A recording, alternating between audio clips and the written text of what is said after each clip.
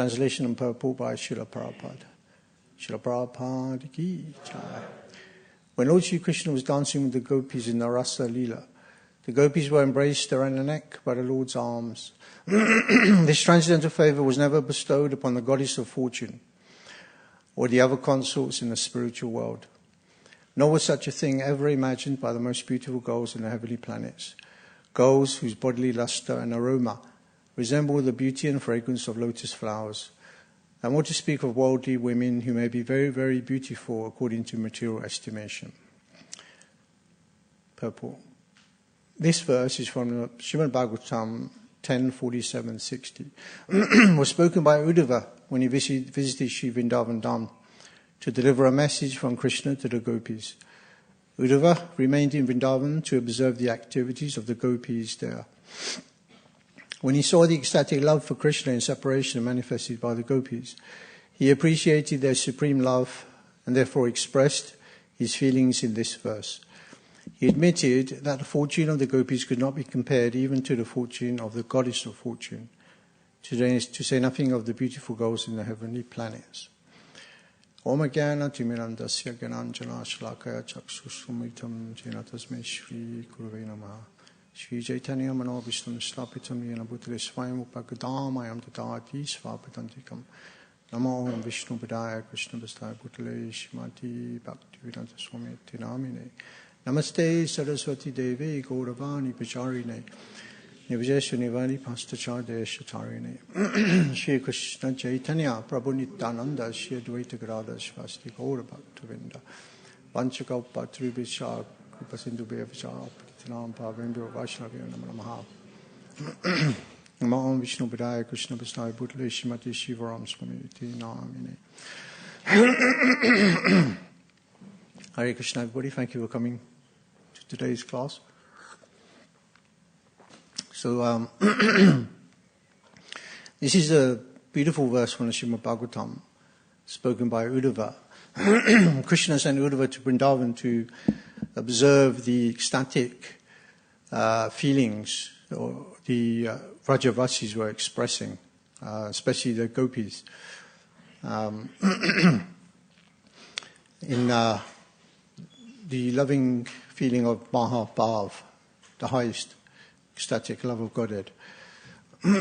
So this verse, it reappears again in chapter 9, text 121, when Lord Chaitanya was traveling throughout South India. He was visiting the Sri Ranganath temple. And there, the Sri Ranganath temple is in Tamil Nadu. And there is a beautiful deity of Mahavishnu laying on the bed of Ananta. I haven't been there, but has anybody been there? You've been there? Yeah. I've seen pictures of it, but the deity is huge. How big is it? About the size of this temple room? So it's huge, huge deity of Mahavishnu laying on an undershave, and Lakshmi's massaging his lotus feet. So Chaitanya Mahaprabhu, he was taking darshan at a temple when he met a Vaishnava called Venkat Bhatta. Now Venkat Bhatta, he was in the line of the Sri Sampadaya, headed by Ramanujacharya, and he was a really fixed up devotee of Lakshmi Narayan. And his brother was Prabodhananda Sarasvati. And his son later becomes Gopal Bhatta Goswami.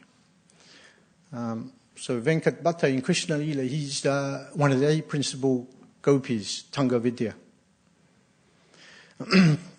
Just give you an idea who he is. So he invited Chaitanya Mahaprabhu to his house, and the Lord stayed at his house for 4 months during Chaturmasya.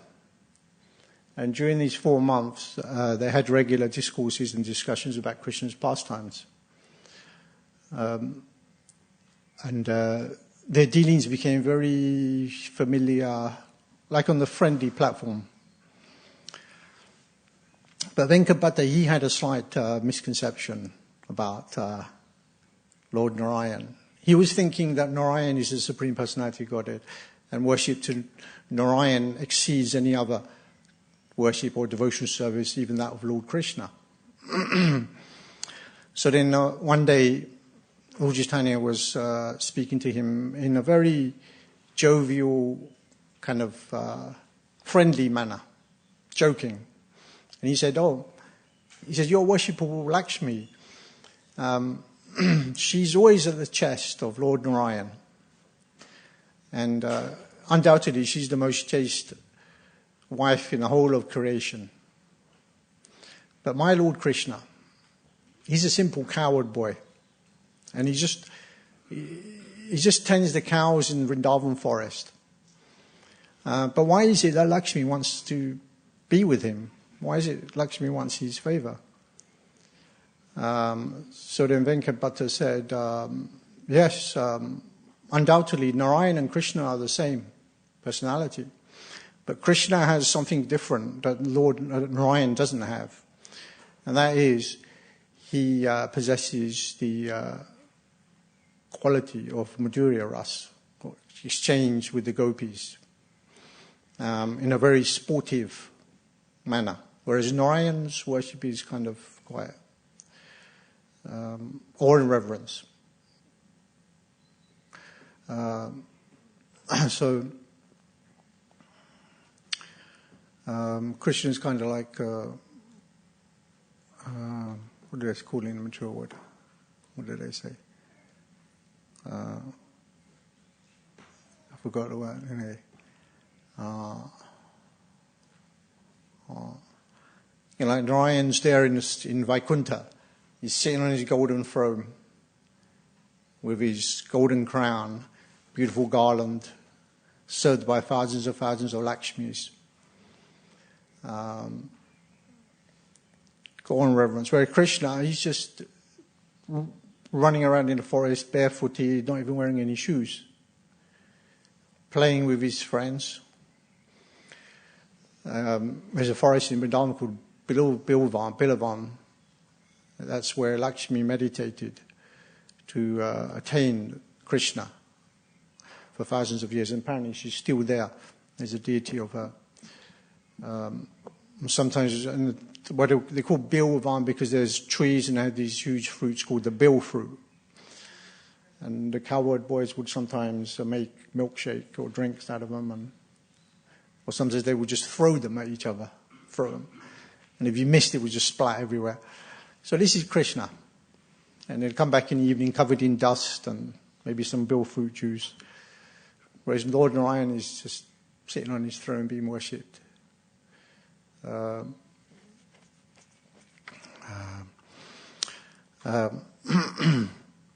this is the quality. Lord Narayan has 60 qualities, transcendental qualities, but Krishna has 64 transcendental qualities.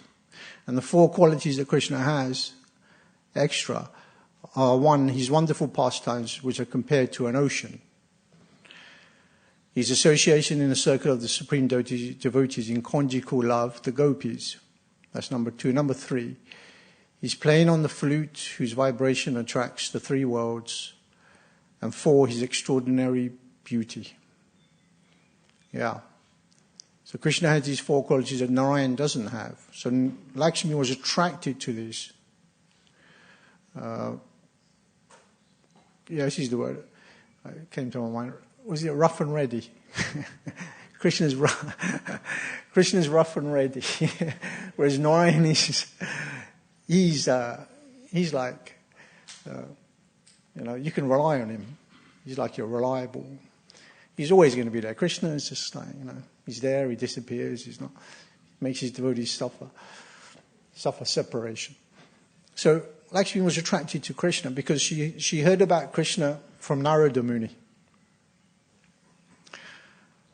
And then Venkatbhatta said, so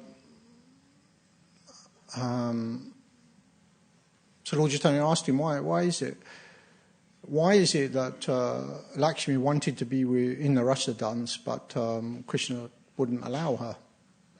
And Venkatbhatta said, I don't know. I can't answer this question. So Lord Chaitanya is kind of trying to press upon Venkapati that, if Narayan's number one, greater than Krishna in one sense, then how is it that Lakshmi wanted to be with Krishna? Even in the rasa dance, Krishna said, no, you're not, you can't. So then Lakshmi went to Bilvavan, and she meditated for hundreds and thousands of years, and she's still meditating now.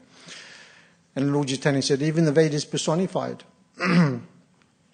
They came to Krishna, and they wanted to be in a rasa dance. Krishna said, yes, but you have to take birth as gopis in your next life. So they took birth as gopis, and there they imbibed the mood of the gopis, and then therefore they were able to enter the rasa dance. But Lakshmi, she wasn't willing to give up her identification as Lakshmi, or the wife of Narayan, and that's why she wasn't allowed to enter. Prabhupada warns us, though, we shouldn't think Lakshmi any less, because she's a partial manifestation of Radharani, and she's so supreme we can't even imagine. But this example just shows the superiority of the Vrajavasis. That's all it does, this story. Not that Lakshmi is any less. So she couldn't, and then Lord Chaitanya said, yeah, because she couldn't. She's identifying with her form as Lakshmi, Narayan's wife.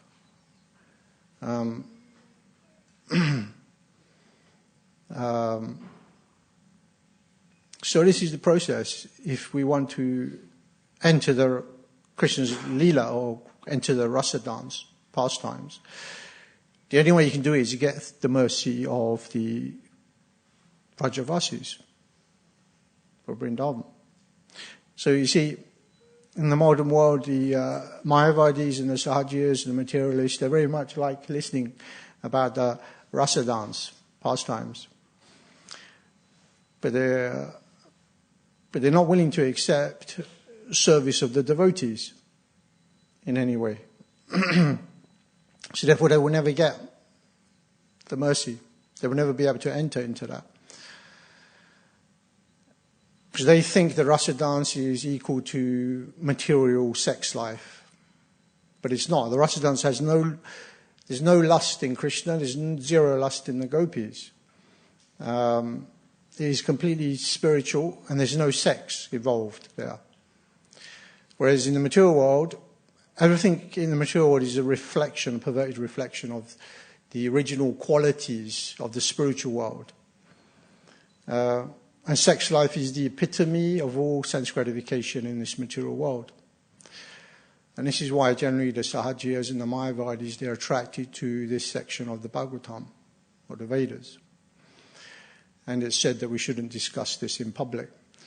But this isn't really public, so I think we're okay. And he said he's meant to start from the first canto of Srimad Bhagavatam and move up. So at the moment, the whole Bhagavatam Leela is about creation. So all week, the devotees have been listening about creation. And now, I suppose we can listen to a few pastimes.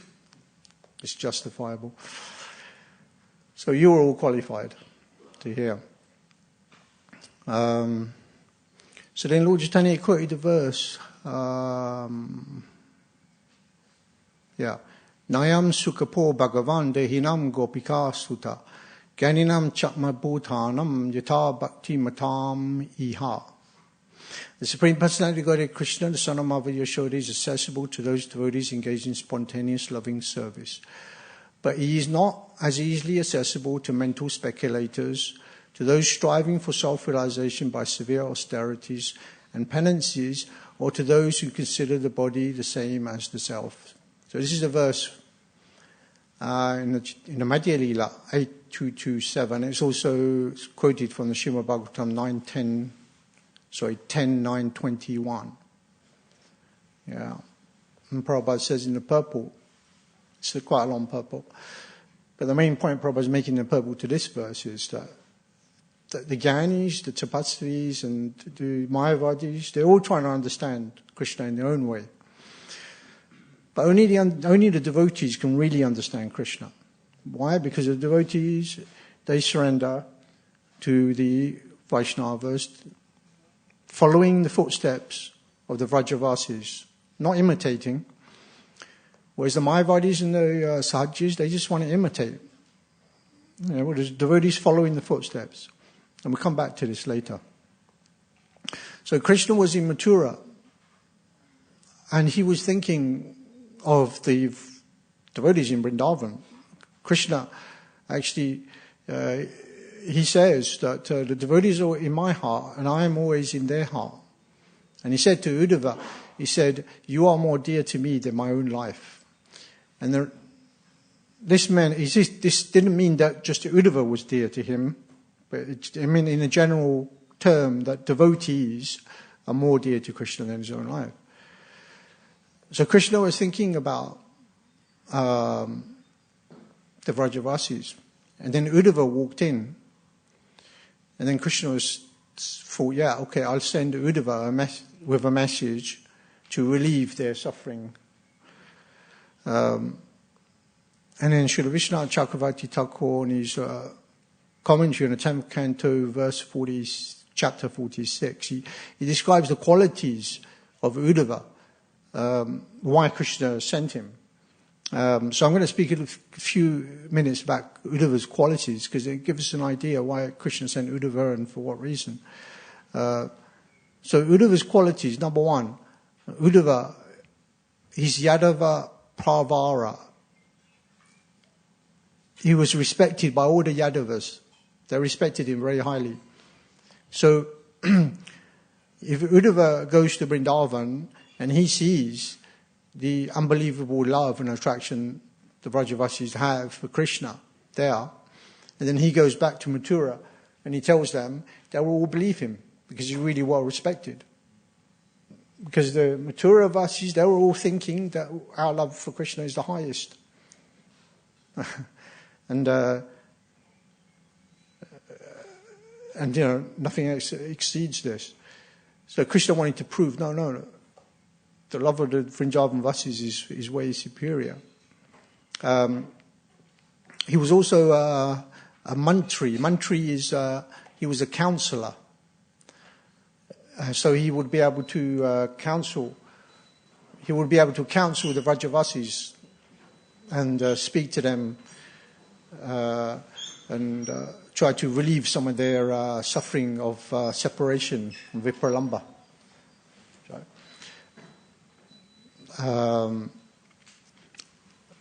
And he was also Daita, was very dear to Krishna.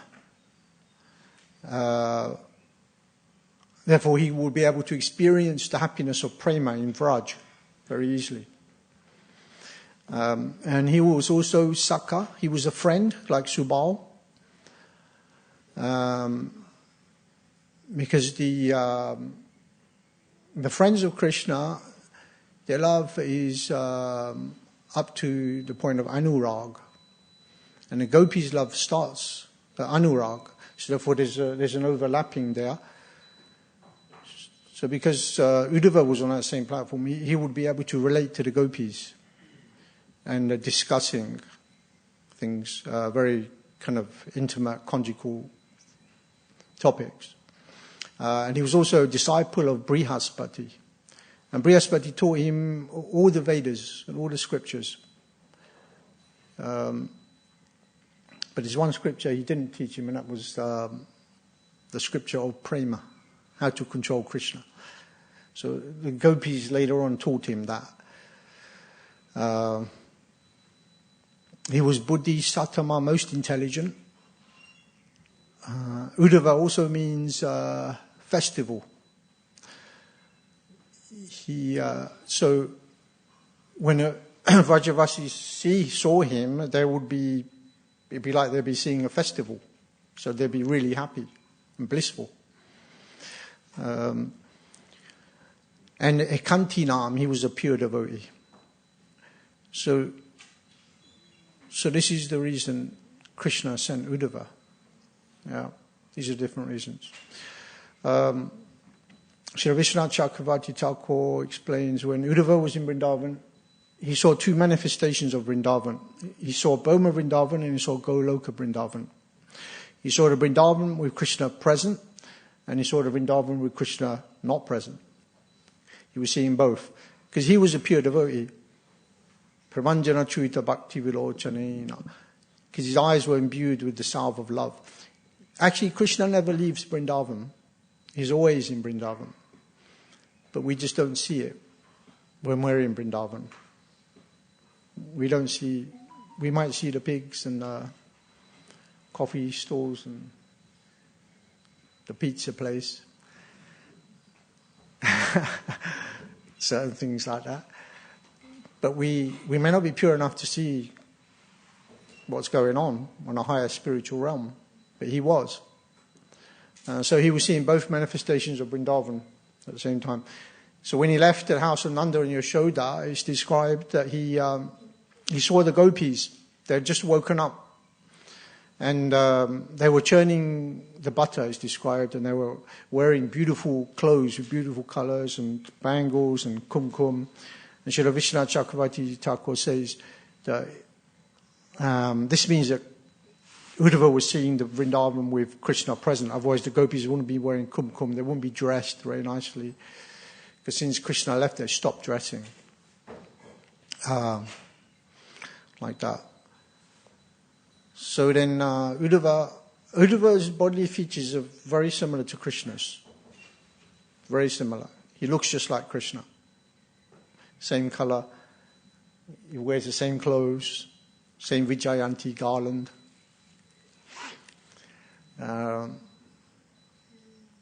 So this is another reason why Krishna sent Uddhava. Because he looks just like him. So then Uddhava's riding this chariot, which is the same chariot that Akrura used to take Krishna away. But different horses. Uddhava's got his own horses. And so he's riding this chariot, tinkling bells. And then it's described he arrives in Vrindavan, it's kind of sunset. Sun's beginning to set. And he's seeing all the beautiful Vrindavan. Now he's seeing the Vrindavan with Krishna present. Yoga Maya is allowing him to see the Vrindavan when Krishna was there, the beautiful Vrindavan. He's seeing the trees and the beautiful flowers blooming in the forests. And he can... there's bulls walking around with huge horns and looking very majestic. And you can see the hundreds and thousands of cows. And hear the gopas shouting different things to the cows. Like stop, go, bring the thing here, go, different things. He's hearing all these noises and he's seeing the Vrindavan with Krishna present. So then he sees the gopas. And now it's Vrindavan with Krishna not present. So he's seeing different Vrindavans. He sees the gopas, Sridham, Subal, Varuntapa, Amsu, these different gopas. And it's described they're playing the flutes with different ragas. Singing the glories of Krishna, because that's what they do. The Vrindavan Vasis is singing and glorifying Krishna. They're just doing their Sankirtan constantly. So then, as he gets closer on the chariot, the gopas, they surround the chariot. And it's described as just like bees surrounding a jar of honey. So then, because Uddhava, he looks like Krishna, they think Krishna has come back. And then, so Sridham says, he appears to look like Krishna, but he's not Krishna. Because they know, pray tell, who is he? So then Uddhava gets off the chariot, pays his obeisances, and he embraces each gopa. And then he says, Sridham Subal said, don't worry anymore.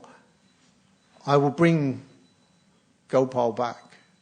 And very soon you'll be playing again in the forest of Vrindavan with your friend. like this, because you could see they were in separation. They were, so then Krishna had given Uddhava letters he had written with his own hand to give to, one to Yashoda, one to Nanda Maharaj, one to Radharani, one letter to each of the 100 group of gopis, and a letter for the gopas, written by Krishna's own hands. So then Uddhava gives a letter to Sri Ram. And then Sri Ram, he sees his letter and he just goes into ecstasy and just tears start pouring out of his eyes. And then he reads it, and all the gopis are reading their letters from Krishna. And he's just falling in each other's arms, crying, "Oh, Krishna, Krishna." And so then Subal says, he says, since Krishna left, our life has become like a desert. He says, every moment is like a kalpa, every hour is like a manvantara, every day has become like a life of Lord Brahma. And he says, day and night we think of Krishna. He's stolen our thoughts and will not return our property. So Uddhava was experiencing and he's seeing all this and he's absorbing it. And he's a very elevated devotee himself, but he's just overcome by wonder. How is it that these devotees are experiencing so much love and ecstasy for Krishna? Because he's never seen it before. He's just been in Mathura. And the first time he's seeing and experiencing this. So then Uddhava says, yeah, don't worry, I'll bring Krishna back to you. And then the gopis, then they become very jubilant and happy. Yeah. So then they go to Nanda's village. And it said that the sun is just beginning to set on the west. And they reach Nanda Maharaj's house. So Nanda Maharaj, since Krishna left, he'd gone internal. Externally, he wasn't even, you could say he was almost like a Dhamma person. But he'd gone internal, he was just internally focused and thinking of Krishna. But then when he saw Uddhava, because Uddhava looks like Krishna, he had woken to external consciousness.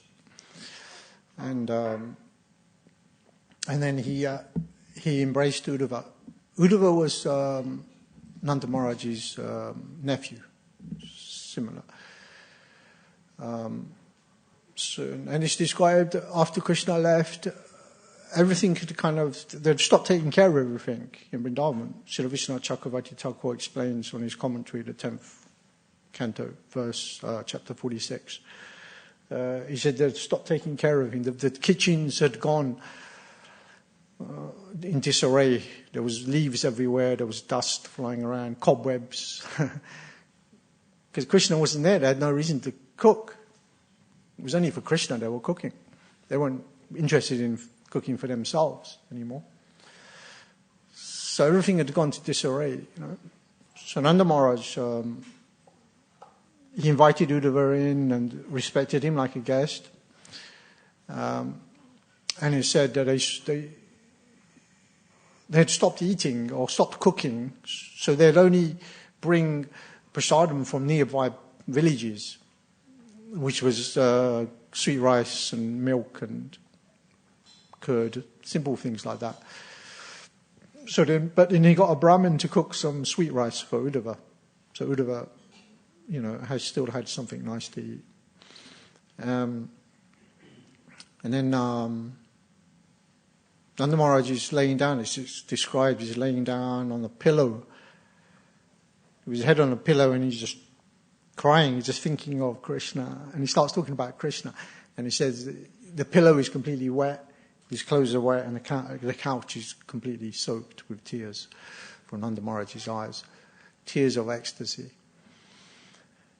So then Uddhava thinks, he thinks, okay, let me try to relieve some of this. So he starts speaking about Krishna as being the Supreme Personality of Godhead, the Param Brahman. He said, don't worry, Krishna is the Supreme Lord, he can sort everything out. And Nanda Maharaj is thinking, well, what is Uddhava doing? Doesn't he know that I know Krishna is the Supreme Personality of Godhead? Garga Muni has already told us this. But at the end of the day, he's still my son. So the Vrajavasis, they understand Krishna is the Supreme Personality of Godhead, but their overriding emotion of Krishna being their son, their lover, their friend, exceeds that. And Yogamaya covers their understanding that he's the Supreme Lord. And this is what Lord Chaitanya was also explaining to Venkat Bhatta.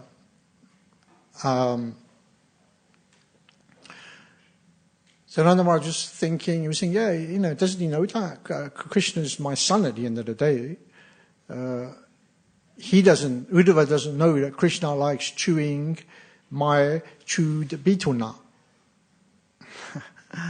Right, he's the Supreme Personality of Godhead, the Param Brahman, the cause of all causes, and he's a little baby, likes chewing his dad's chewed betel nut. And if he doesn't get my chewed betel nut, he starts crying. This is God.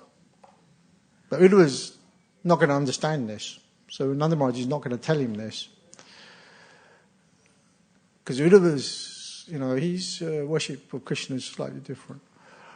And then, Nanda Maharaj is thinking, and then if I don't put Krishna on my lap, he starts crying. He's my son at the end of the day. And then Mother Yashoda walks into the room, crying. Her breasts overflow with milk due to affection for her son. So these are the things that Uddhava was witnessing. They're pretty elevated. And then Mother Yashoda again, she's saying, everything's just hopeless, since Krishna left. The courtyards, the gardens, the pathways, everything's just empty. It's like a graveyard, like a desert. Krishna's not here. So then Uddhava, again, he reassures them, don't worry, I'll bring Krishna back, it's okay. Yeah. And then they have some hope. A little hope they have. Krishna says the only reason that they're alive is because he said, I'm coming back. Otherwise they would have all left and went to Goloka. But because Krishna says, I'm coming back, then they have that hope. But we have to understand that this feelings that the Vrajavasis are feeling is the highest form of ecstasy. Vipralamba, bhav. Thinking of Krishna in separation. And this was Lord Chaitanya's mood also. Vipralamba. And Lord Chaitanya, he performed Sankirtan in Vipralamba bhav. So then Uddhava goes and sees the gopis. They take him to the gopis. And it's described, this is also Vishwanath Chakravarti Thakur's commentary on the 10th canto, 46th chapter.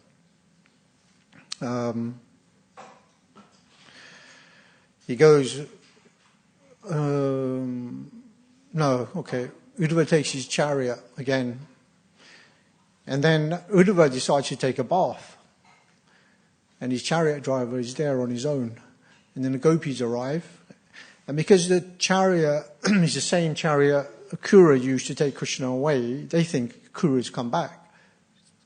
So they start slapping the chariot driver's face. Not bad being slapped by the gopis, I suppose. It's worse people you can get slapped by. So then the gopis start slapping his face. So who are you? Have you come back? Are you the cruel, the servant of cruel, Akura? That's a mouthful. Actually, Akura, isn't it? I did call him that, cruel Akura. Yeah. Have you come back to, finish the funeral oblations of your dead master and use our flesh to give to Kamsa?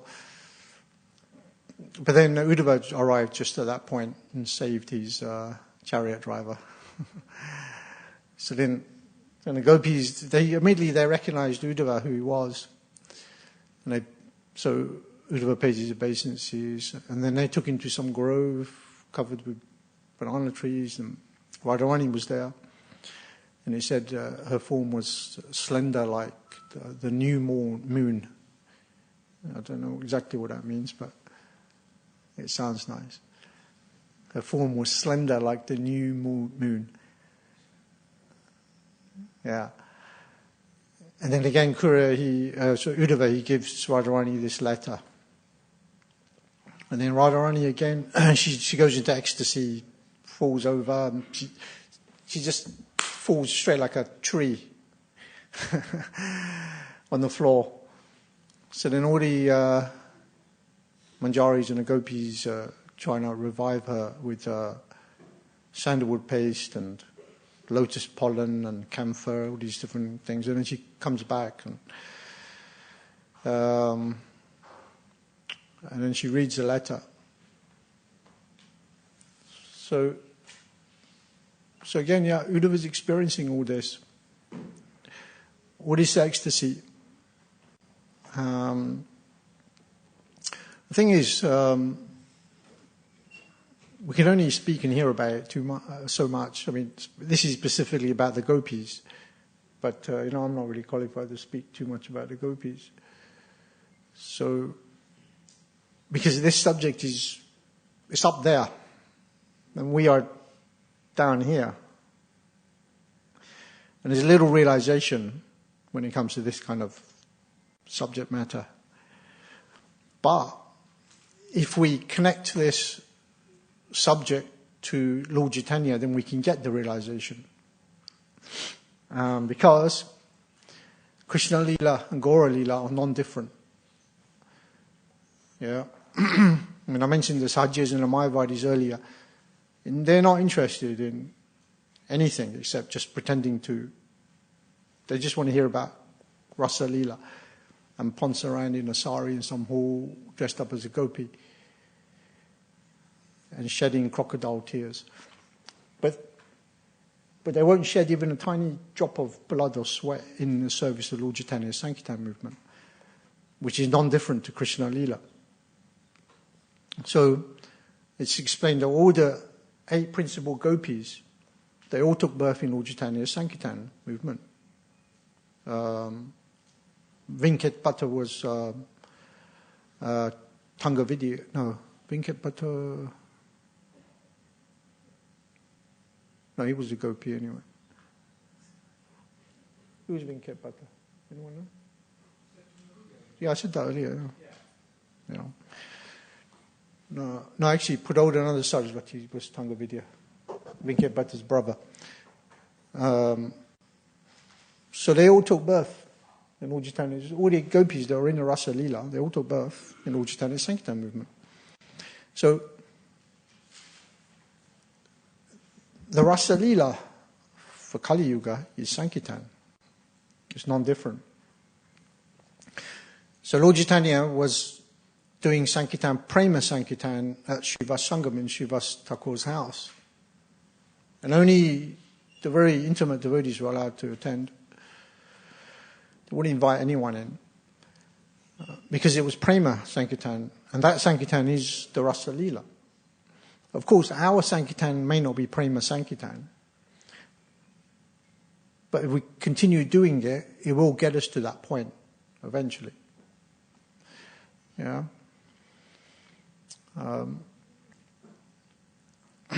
Example is given of 2 cups.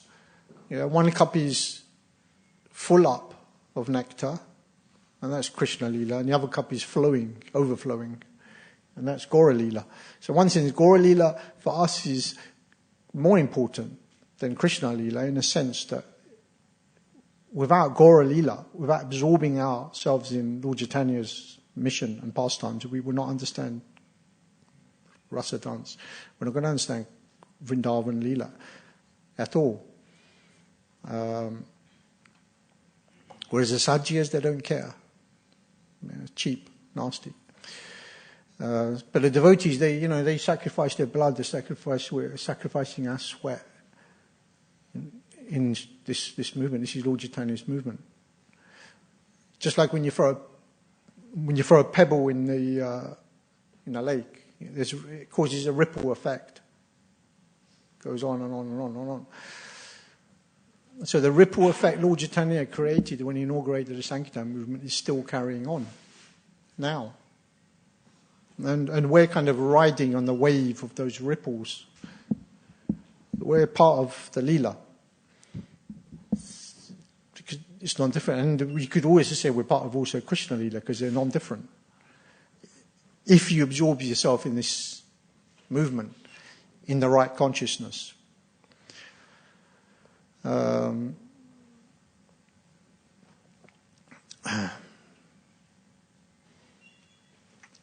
there's so many services we do in this movement. There's managers, there's cooks, there's pujaris, there's so many services. And it's all part of Lord Chaitanya's Sankirtan movement. It's non-different. But at the same time, everyone has to perform the Yuga Dharma, which is chanting Hare Krishna. And the most potent form of chanting Hare Krishna in Kali Yuga is Kirtan. That's the Rasa Lila.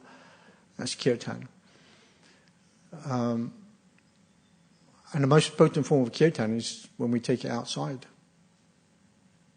Take the Kirtan outside. Why? Because then everyone benefits. The trees, the grass, the insects, everyone benefits. But we shouldn't think, when we're doing Kirtan, especially if we're doing Kirtan outside, we shouldn't think that the main purpose of the Kirtan is to attract others. Actually, the main purpose of Kirtan is for the devotees to develop love for Krishna. And the fact that the other people benefit, that's secondary. Isn't it? Lord Chaitanya came here in the mood of Radharani, expressing, and he wanted to give this. And the secondary mission was inaugurating the Sankirtan movement. So when we go out, the most important thing is for the devotees' benefit, getting benefit, chanting Hare Krishna. But at the same time, other people also benefiting. That's secondary. And the fact that they're benefiting also increases the devotees' bhav. Like that. The gopis are experiencing Mahabhav, the highest. Anyway, I don't want to say too much about Mahabhav because there's a few verses. I was going to say something, but there's a couple of verses in the future. Devotee might get upset. I had this whole thing written, and then I read that, and I was thinking, it's not good. I don't want to ruin it for them. I got it from Shiva Ramaji. So most of the stuff I got from today's class was from Krishna book. It was from Vishwanath Chakravarti Thakur's commentary on the 10th canto, chapter 46, and the Shiva Ram Swami's Venu Gita. So we've got 5 minutes. Anyone got any comments or questions?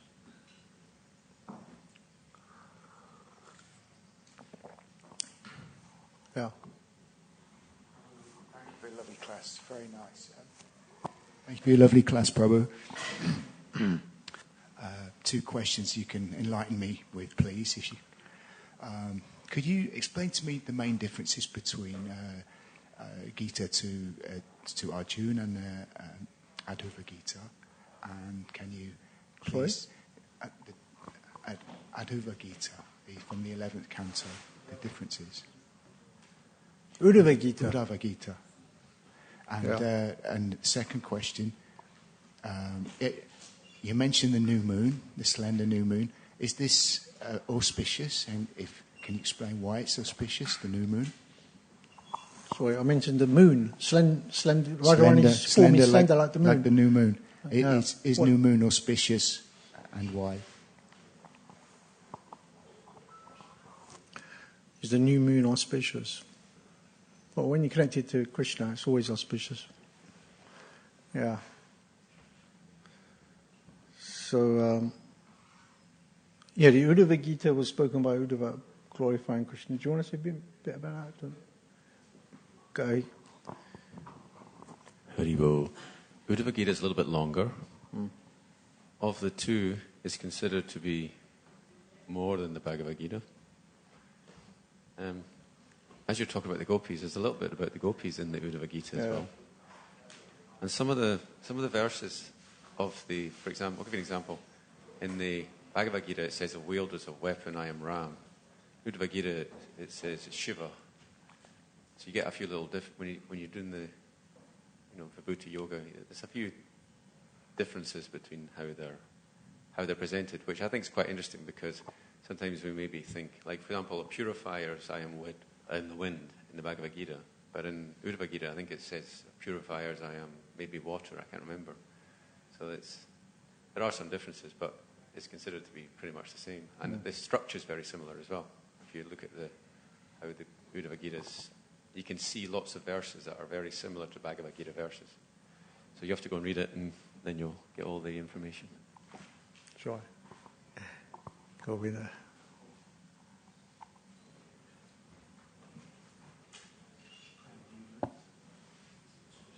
The new moon. The new moon, is it auspicious? Well, yeah, like you said, if you connect it to Krishna, then it's always going to be auspicious.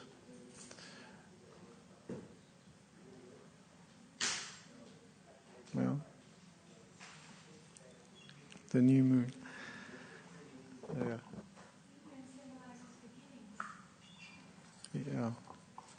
Yeah.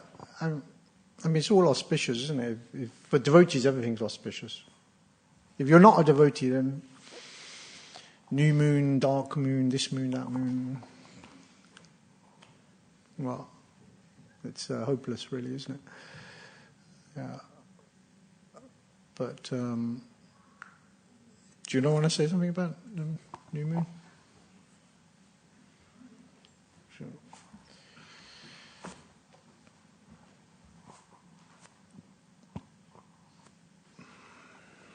Hare Krishna. I'm not really attached to saying anything, but it is interesting, fascinating, in fact, that the moon, because you mentioned it in connection with Radharani. With Radharani's slenderness, right? Yeah. Of course, the shape of it, that's why it's used, because it's symbolizing the slender.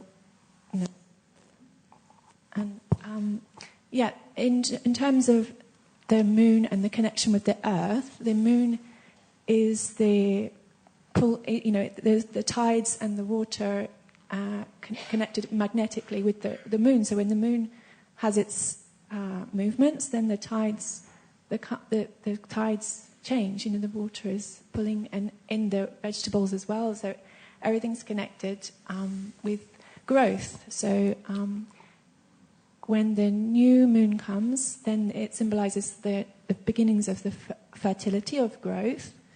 And it's also connected with the female body and the cycles of fertility with the female body. So as we go through, like men don't have this, but women, we have this cyclic nature that follows the phases of the moon. And it's you can go really in depth with it about how women and men are different in their nature according to that. But it's really, the most interesting thing is that generally in society people don't know this, and because of the way that the society is run by the Gregorian calendar, which is 12 months. Actually, the other ancient calendars had 13, which is symbolizing the feminine, and it's to do with the moon and the cycles of the moon and the sun. So, the way that material civilization is run is by forgetting about this extra month, and therefore it doesn't take into consideration this fertility cycle of the moon and the woman's vibrational frequencies, like the way we behave and the way we act is kind of forced in a masculine-dominated way. So it doesn't necessarily take into accordance the cyclical nature of the feminine So that's Yeah. interesting. Yeah. Hare Krishna.